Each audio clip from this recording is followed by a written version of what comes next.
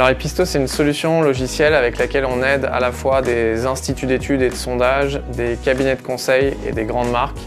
à interroger les cibles qui les intéressent en allant les chercher sur les réseaux sociaux et en les interrogeant avec des questionnaires dits conversationnels. C'est ce qui fait qu'aujourd'hui on travaille pour des acteurs comme Ipsos, Kantar, Roland Berger ou encore même Decathlon, avec toujours cet objectif d'aller interroger ces cibles-là en quelques jours seulement, partout dans le monde, en leur fournissant du coup un format pour donner leur avis qui est vraiment extrêmement engageant. Et ça, quel que soit le type de cible, qu'on parle de cible très générique ou de cible à l'inverse très niche sur certains marchés.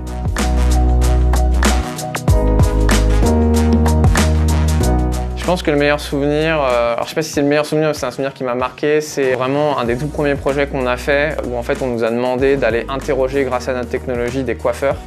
Et vu que c'était le premier projet, on n'était pas sûr que ça allait marcher. Et en fait, avec Alexis, mon associé, on a lancé le projet la veille d'un week-end.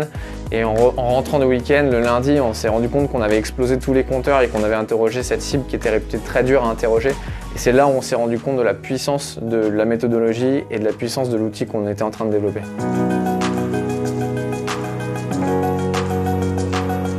Alors au-delà des fonds qui nous permettent d'investir tout de suite dans la société et du coup de la développer plus vite que si on était autofinancé,